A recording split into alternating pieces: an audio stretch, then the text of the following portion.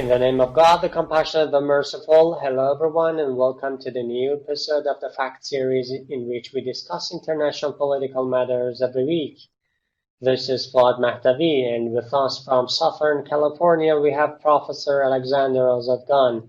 He is a senior editor with the United World International Analytical Center, a senior geopolitical analyst with Press TV, and a professor of international political economy. We are here to discuss the American police brutality and the support of the US Governorss. Thank you for joining us, Professor Azadgan, and good to be with you. Let's get started with the recent civil protest in the US, as American police brutality has been the starting point of the recent demonstration. Let us know about this reality. Actually, compared to other countries, the United States has the highest homicide rate by police. Are there any justification for this behavior against the people? Well, as an American of Middle Eastern heritage, there's a thing called driving while Middle Eastern, walking while Middle Eastern, being in the airport, that's the biggest of them all, while Middle Eastern. I don't mean to diminish the experience of the black man in this country for the past 400 years, by no stretch of the imagination. But in a civilized society, collectively, we consent to giving policemen or anyone in the position of power, the law enforcement officers or law enforcement agencies as a whole, certain powers, right? If I'm pulled over by a cop, if I decide to agitate him, I give him every excuse for him to perhaps unleash his racism toward me, unleash his prejudice toward me, or simply, if he doesn't have a racism or prejudice in his heart or his mind, try to protect himself. And I've been pulled over in my own town several times, simply because I don't fit the profile of a white person. And what do I say? Yes, officer, no, officer, yes, sir, no, sir, and they let you go. But the experience of the black man in this country has been different. The black man has been systematically and methodically suppressed. We have had the assassination. The assassination of Malcolm X and Martin Luther King Jr. was no small thing.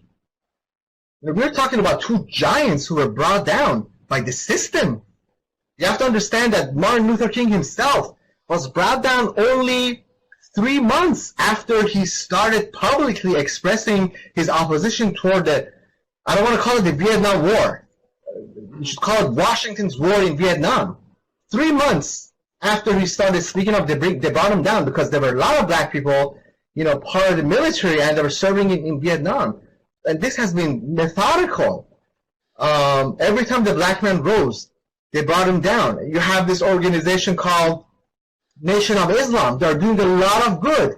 Their leader, Louis Farrakhan, not too long ago came to Iran. He actually sat down with Mr. Talibzadeh, Nader Talibzadeh. His interview was broadcasted on Ufuk channel. His organization is based in Chicago. They're doing a lot of good work.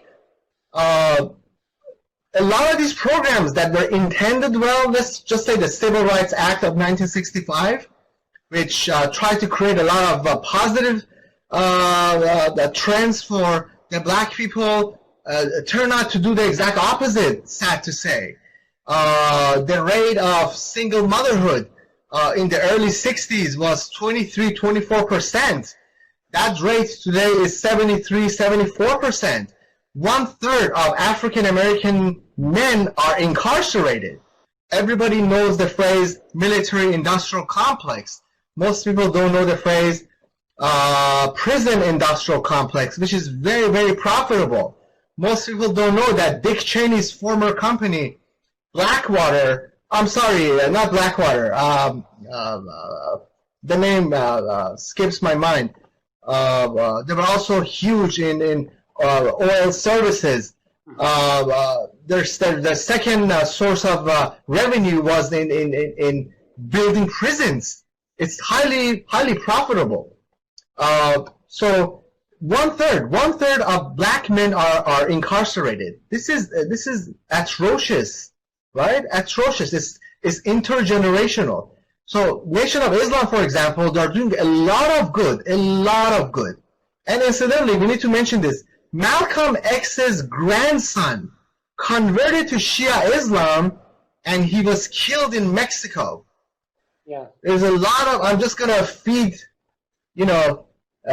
some meat to your audience, put that out there so you can do your own research. Of course, we were told that he was involved in drugs and the Mexican cartel took him down.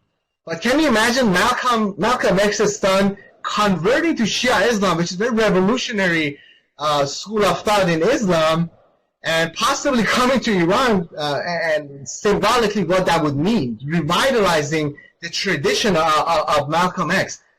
So, there's all these movements that are happening. We have had the revitalization of the Black Panther Party. This happened when the president, around the time when President Obama came to power. And you talk about racism. A lot of these conspiracy theories about President Obama were 100% financed and were put out in the media by none other than Donald Trump. The first one was the fact, the conspiracy theory that he was not born in America, that he was born somewhere else, that he's not a true American, that he had to produce his birth certificate. Donald Trump was 100% behind this. And then this may sound ridiculous. The second one I'm going to point out may sound absolutely ridiculous to your audience. But he actually was behind this idiotic conspiracy theory. And again, please don't laugh. Yeah. Behind this conspiracy theory that Michelle Obama is a man, that Donald Trump is a homosexual, and Michelle Obama is a transsexual, and that these two daughters are actors. This is the lunacy, and he's the one that comes out and talks about fake media. Donald Trump is the embodiment that everything that's fake and immoral. And I tell you this as a Republican, as a conservative, okay? Okay. And the last thing I want to mention to you, because we were talking about, this may be really interesting for the audience, all around the world, especially in Iran, those who speak English, is this very weird, Fuad, a very weird conspiracy theory. And the reason I'm mentioning this, because Donald Trump was actually toying with the idea of putting the U.S. Army in the streets. There's a reason why I'm mentioning this to you. I see. He was toying with the idea of putting the U.S. Army in the streets, and he was invoking an old act. I forgot what it was called. Going back to 150 years ago. I forgot what it was called. I should have written it down. And this is the man who thrives on chaos. He talks about protesters being anarchists. This man himself has so much psychological chaos inside him. He was called the chaos candidate. But the reason I mention this is because General Mattis came out very strong and said, absolutely not do we put the U.S. Army in the street when people are rightfully protesting, right? This was so important and so controversial, this could even be unconstitutional. But there's a very strange conspiracy theory called QAnon that I want your audience to research. And I'll run very quickly over 6 of their preambles, right? And at the end of it, this is how it's going to make sense to your audience, because it goes right into why the U.S. Army should be in the streets, according to these crazy people. First of all, QAnon, they're a far-right conspiracy theory detailing a supposed secret plot by an alleged deep state. We heard this term deep state, right? They were the ones that are putting this out there. They're into psychological operations. Mm-hmm. An alleged deep state against Donald Trump and his supporters. So they start saying that Donald Trump is a victim. Now let's go over very quickly over some of their idiotic beliefs. Your audience needs to know this because these people are powerful. So powerful that General Flynn, your audience needs to research this general. General Flynn was the first NSA, National Security Advisor. His son pulled a psychological operations a week or so before Trump got into office, and I will go into that. Their first belief, They believe that a worldwide, and you cannot make this up, okay? This is actually a fact. I know it's going to sound phantasmical, but these are their beliefs. Your audience can research this. They believe that a worldwide organization of Satan-worshipping pedophiles rule the world. Okay? I can see that quite possible. Yeah. They believe Hillary Clinton, and this is where General Flynn comes in, by the way. Mm-hmm. They believe Hillary Clinton ran a pedophile ring outside of a pizza parlor in Washington. General Flynn, our first national security advisor, his son put this narrative out there a few weeks before Trump got elected in 2016.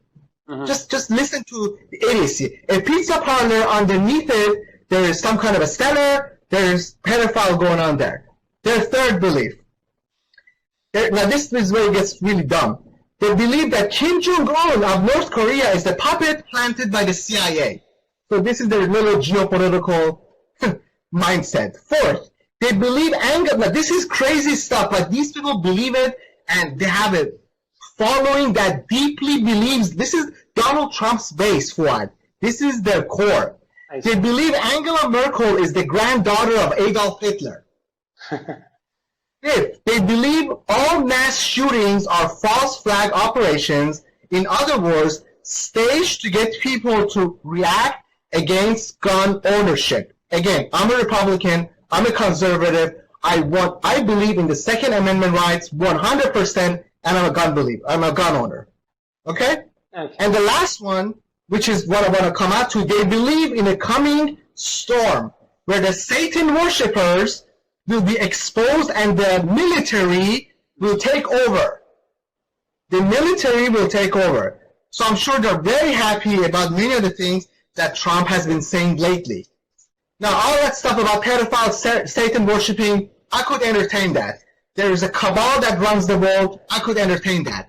But the way they will attach all these beliefs to this promotion, this psychological warfare that the U.S. military should be on the street, and now with the protests going on, and they're going to continue. Believe me, these kids don't have jobs. They don't have a prospect of jobs, and they're getting unemployment benefits, and in many cases, their unemployment benefit is more than what they got paid. So they're going to be out in the street. This is going to give them a pretext to want to have the U.S. Army in the street. Now, this is not going to happen.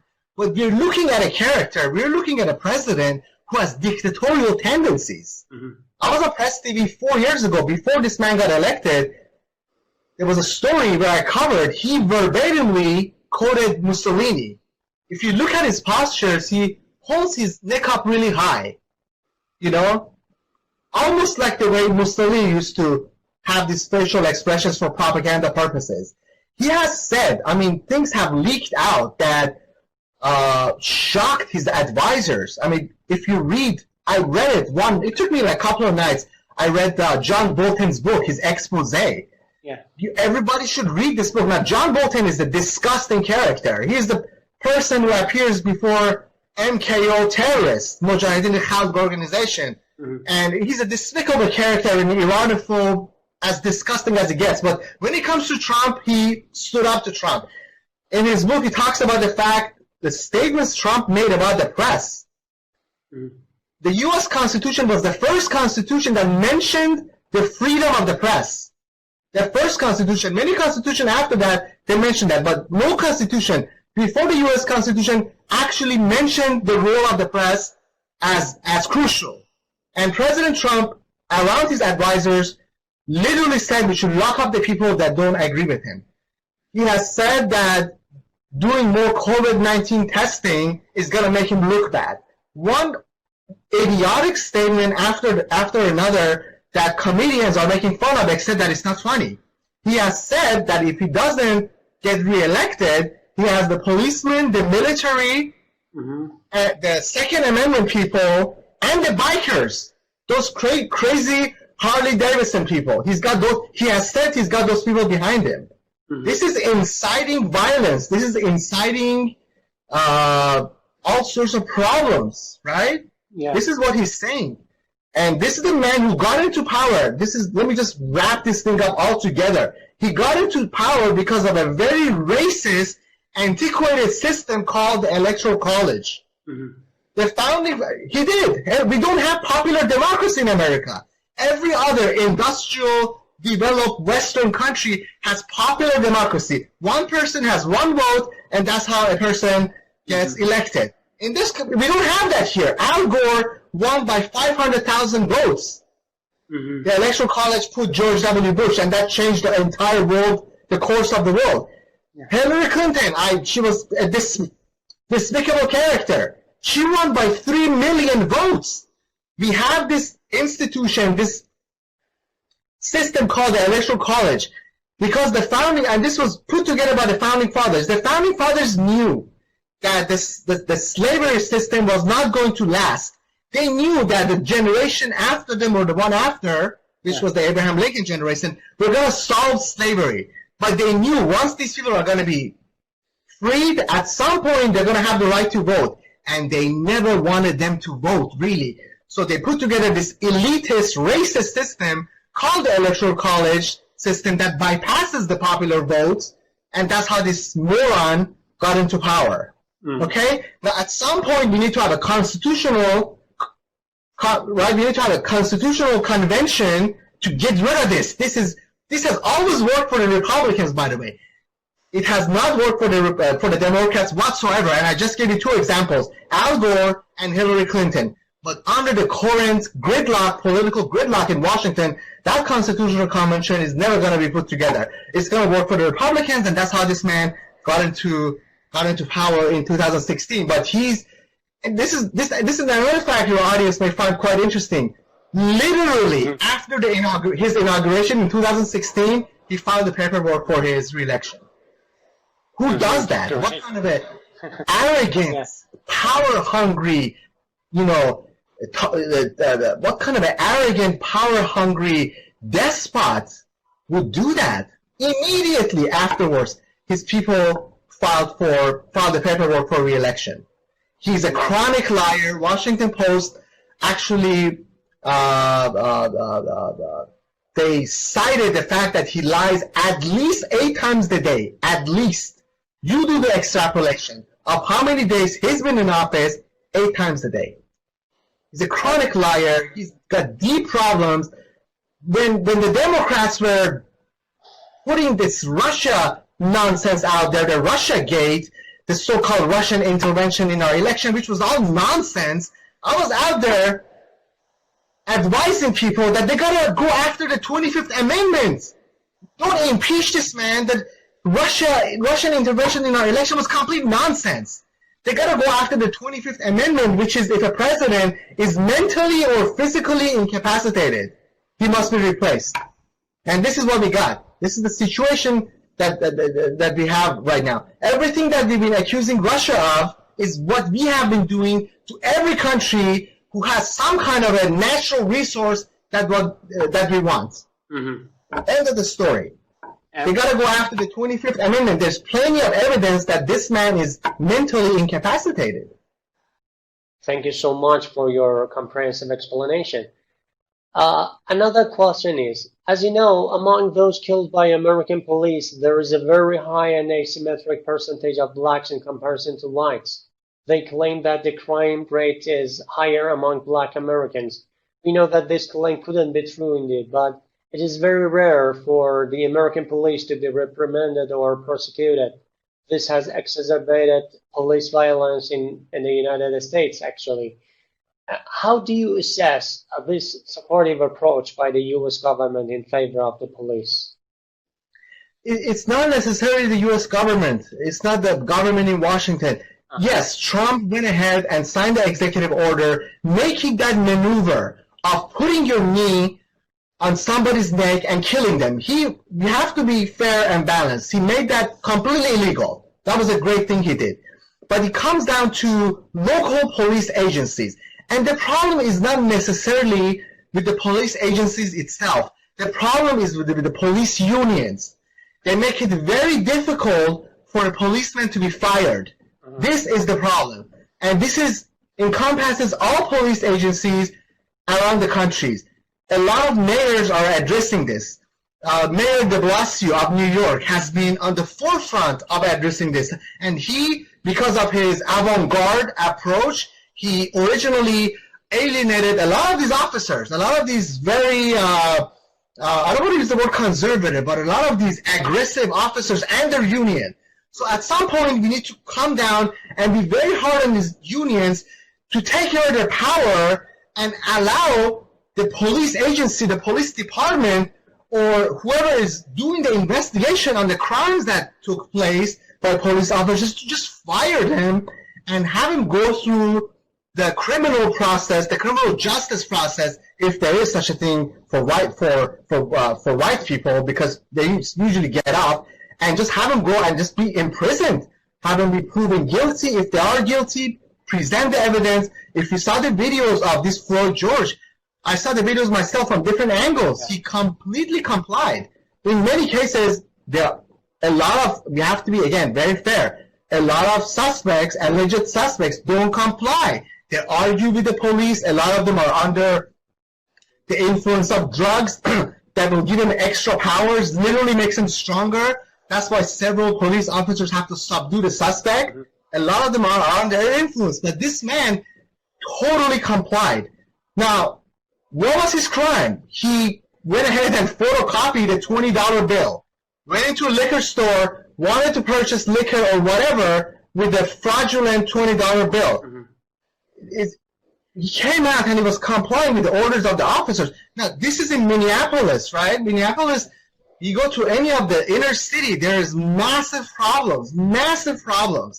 You have to really embed yourself with police officers, and I did this. As an undergraduate, I embed myself as a part of an anthropology. I took up an entire semester, and I divided 5 months, 2.5 months. I embed myself as a journalist, as a student, as an amateur anthropologist with the police to see what these people go through, what the cops go through. And in order to make my experience fair and balanced, I lived among black people in the inner city. I lived with them. I slept in their houses. I wept with them. I laughed with them. I went to the funerals. I hung out with the gang members. I sat with them when they were using drugs. I completely immersed myself in both sides of the equation. I see. And I saw what the problems of the both communities are. So it's not a black or white. It's not a right or wrong thing. It's extremely convoluted. It's intergenerational. And like I said, the police, unfortunately, the police unions protect the guilty. It's very much like the way Catholic Church actually operates. Yeah. How they protect, or they used to protect the priests that were pedophiles. They would just take them from one parish, put them in another. They would protect these people instead of handing them down to the authorities. The same thing happens with police unions, and that system just has to go. I know it doesn't sound as exciting as protest and this and that. It's a very bureaucratic process to deal with police unions.